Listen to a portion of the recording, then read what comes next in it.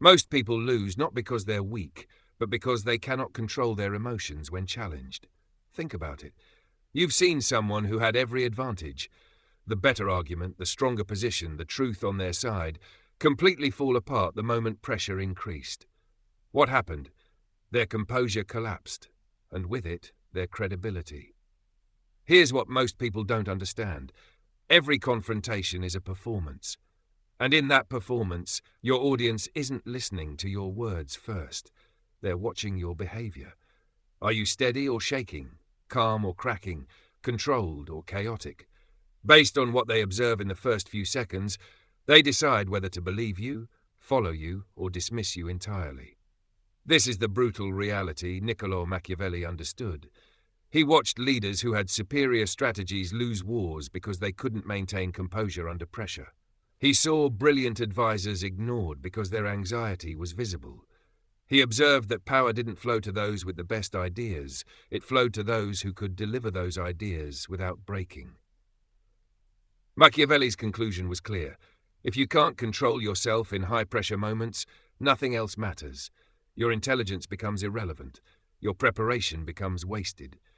But if you can stay unbreakable when pressure hits, you gain a massive advantage. Not just in that moment, in every interaction that follows.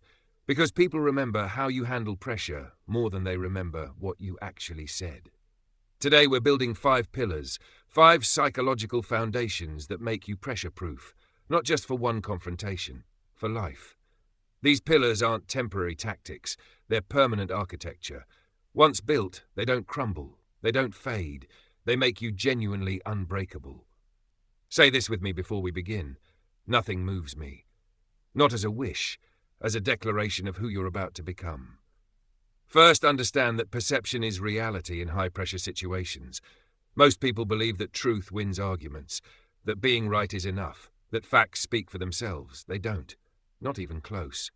In moments of confrontation, people make decisions based on what they perceive, not what's objectively true. And what they perceive comes almost entirely from your non-verbal communication. Machiavelli wrote, "Men judge generally more by the eye than by the hand." Translation: what people see carries more weight than what they touch or verify. Your appearance of strength matters more than actual strength in most situations. This is perception engineering, deliberately controlling what others observe about your internal state. 2 people deliver the same message. Identical words. Same facts, same logic. Person A's voice wavers, their eyes shift, they fidget with their hands, their breathing is visible and rapid. Person B speaks steadily, maintains eye contact, sits still, breathes slowly and invisibly. Same message, completely different impact. Person A gets dismissed, they don't sound confident, maybe they're wrong. Person B gets believed, they seem certain, they probably know something. Nothing changed except perception, but perception changed everything. This is why you must engineer how you appear in pressure situations, not manipulatively, strategically. You're not lying about your position. You're controlling the packaging of your position so it gets the reception it deserves. Before the confrontation, visualize yourself staying calm, not just thinking about it, actually seeing yourself maintaining composure. This mental rehearsal creates neural pathways that activate when real pressure hits. During the confrontation, monitor your external presentation. Are your shoulders tense? Is your voice tight? Are you moving too much? Small adjustments, relaxing your jaw, slowing your speech, stilling your hands, create massive perception shifts. After the confrontation, review how you showed up. Not what you said, but how you said it. What signals did you send? What would someone who couldn't hear your words think about you based solely on observation? This review builds awareness. Awareness builds control. Control builds unbreakable presence.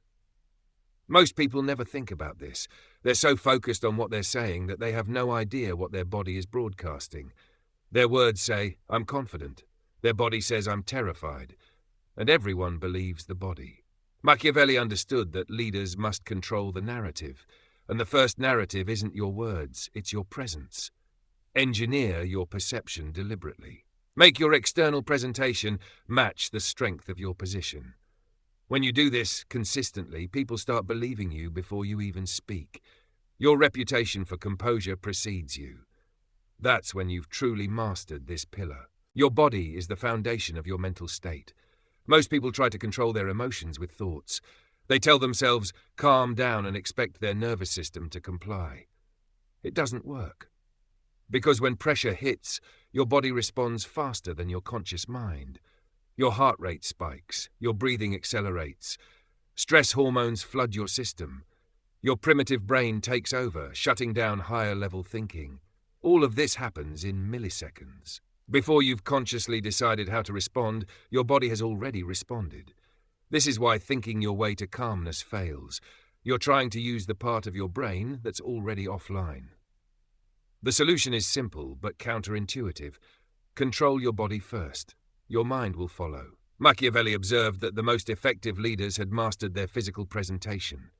Not through willpower, through technique. They understood that physiology drives psychology. Change your body state, and your mental state changes with it. The first lever is breathing. Your breath is the most powerful tool you have for instant state change. Under pressure, breathing becomes shallow and rapid. You breathe from your chest. This activates fight or flight mode. In this state, your logic center goes offline, and your fear center takes control. That's why people say things they regret in arguments. The intelligent part of their brain literally isn't functioning. The fix is mechanical, deep belly breathing. When you feel pressure rising, breathe in slowly through your nose for 4 counts. Let your belly expand, not your chest. Then breathe out slowly through your mouth for 6 counts. The longer exhale activates the calming system of your nervous system. It signals safety. Your heart rate drops. Clear thinking returns. Even one deep breath creates space between stimulus and response. In that space, you regain choice. The second lever is posture. Your posture sends constant signals to your brain about safety and status. Collapsed posture signals defeat and threat. Open, upright posture signals capability and control. Your brain responds to these signals even when you deliberately create them. Research shows that holding open, grounded posture for just a short time reduces stress hormones and increases confidence hormones. In confrontations, stand with feet shoulder-width apart, weight evenly distributed, shoulders back but relaxed, head level. If seated, sit upright with both feet on the floor. Keep your hands visible and still. Avoid crossed arms, fidgeting, or exaggerated leaning. The goal is grounded stillness. Solid, unmovable, present. This posture doesn't just make you look confident. It makes you feel confident. Your brain reads your body and adjusts your internal state to match. The third lever is your voice. Your voice reveals your internal state instantly. Under pressure, untrained voices rise in pitch, speed up, and become unstable. These signals communicate nervousness and loss of control before a single word is processed. Controlled voices stay low, slow, and steady. They communicate certainty, calm, and authority. Speak from your chest, not your throat. Before speaking, hum quietly and feel the vibration in your chest. Speak from that same place.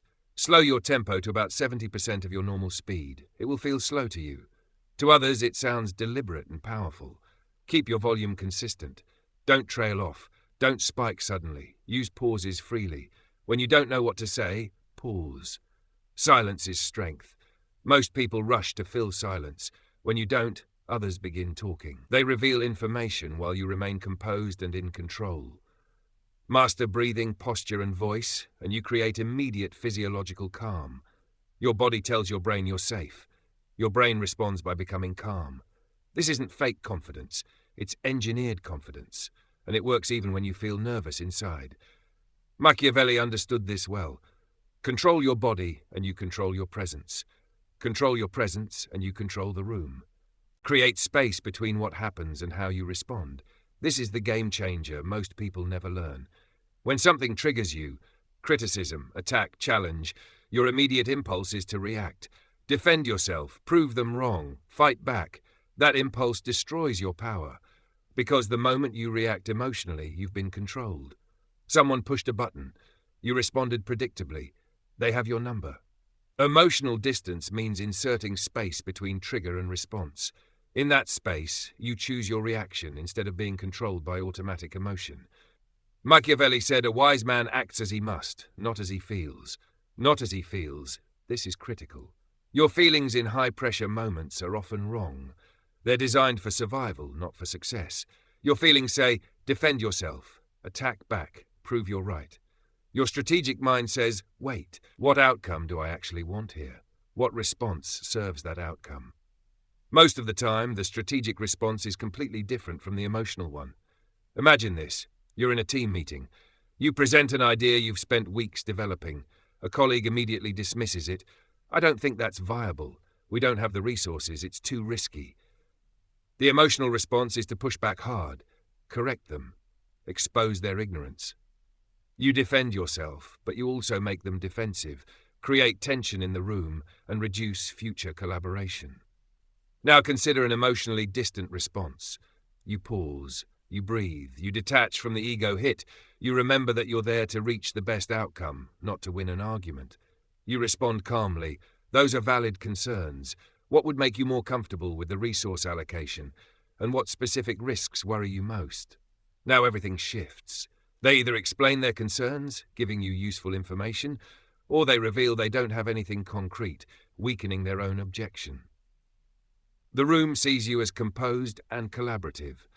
You keep control of the conversation. Same trigger, completely different outcome. The difference is emotional distance. To build this, start by mentally stepping outside yourself when you're triggered. Imagine you're watching the situation as a neutral observer. You see someone being challenged. How should they respond to get the best result? This shift pulls you out of the emotion and into strategy. You're no longer inside the reaction. You're observing it. Before any high-pressure interaction, clarify your real outcome. Not, I want to be right, or I want to win. Those are ego goals. Real outcomes are things like maintaining relationships, making good decisions, protecting your reputation, or moving the situation forward. When you feel triggered, silently ask yourself, does this response serve my outcome? Emotional reactions almost never do. Strategic responses often do. When emotions surge, name them internally. I'm feeling defensive. I'm feeling attacked. I'm feeling embarrassed. Labeling the feeling reduces its intensity. You're not suppressing it, you're acknowledging it while refusing to let it drive. Emotional distance doesn't mean you don't feel anything. It means you don't let feelings dictate your behavior in critical moments. You still feel anger, defensiveness, or hurt. You just don't speak from them. You don't act from them. You observe them, acknowledge them, and choose a response anyway. At first, this is hard. Emotions are loud and urgent. They demand immediate action. But with practice, the distance appears faster. Eventually, it becomes automatic. Trigger happens. Space appears.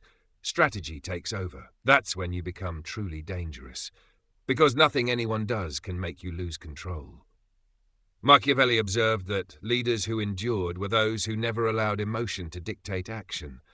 They felt everything, but they acted according to strategy, not feeling. Build this pillar and you become emotionally unreachable.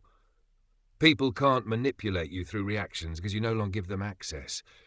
You've built a moat around your decisions. Emotion can't cross it, only strategy can. Pillar 4, tension conversion. Fourth pillar, convert tension into advantage. Most people see tension and pressure as obstacles, things to avoid, minimize, or escape. Masters see tension as opportunity, raw material they can transform into influence. Here's why. In high-pressure situations, tension makes most people uncomfortable. They want it to end. They'll do almost anything to release it. But if you're comfortable with tension, if you can sit in it calmly while others squirm, you gain massive leverage. Because everyone else will start making concessions, revealing information, or giving ground just to escape the discomfort. Machiavelli understood this deeply. He watched skilled negotiators use silence and calm in tense moments to extract concessions without asking. The principle, tension creates vacuum. Whoever fills that vacuum loses power. Whoever allows it to exist gains power. Application 1. Tactical silence. Someone makes an accusation, a demand, or a challenge. Your instinct is to respond immediately, to fill the silence, to defend yourself. Don't.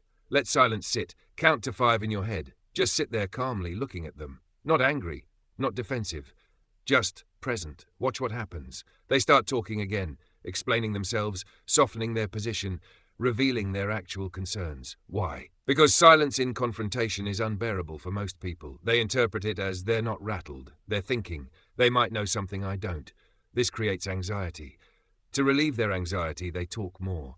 Every word they add gives you more information while you've revealed nothing. Application 2. Calm in chaos. Everyone's yelling, interrupting, escalating. The energy is frantic. You stay still. Speak slowly. Maintain calm tone and posture. The contrast is striking. While everyone else looks out of control, you look completely in control. People notice. They start watching you, looking to you, following your lead. Because humans instinctively seek stability in chaos. If you're the only stable thing in the room, you become the center. This gives you authority you didn't have before, not because of your title or expertise, because of your presence. With that authority, you can guide the conversation, propose solutions, make decisions, and people will follow because you're the only one who looks capable of leading. Application 3. Tension tolerance. In negotiations or difficult conversations, there are moments of high tension. Someone makes a big ask or delivers bad news or challenges your position. Amateur response. Immediately try to reduce tension. Well, let's not get too worked up. Maybe we can find a middle ground. This signals weakness. You can't handle pressure, so you're trying to escape it. Master response. Sit with the tension. Don't rush to resolve it. Just acknowledge it calmly. That's a significant concern. Let me think about that. Then actually pause. Think. Let the tension exist. This communicates, I'm not afraid of this pressure. I can sit in this discomfort as long as needed. Often, the other person will start talking again, offering compromises or explaining their position more reasonably, because they can't tolerate the tension you're comfortable with. Machiavelli wrote, "The wise man turns every situation to his advantage." Tension is a situation. Most people let it control them. You can learn to use it. The conversion process. Notice tension rising in the room, in yourself. Don't react to it. No defensive moves, no rushing to fix it.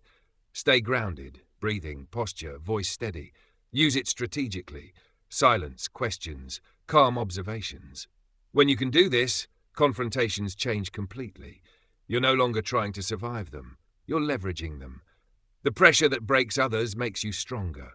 The tension that scatters others focuses you. This is the mark of someone who has built true pressure mastery.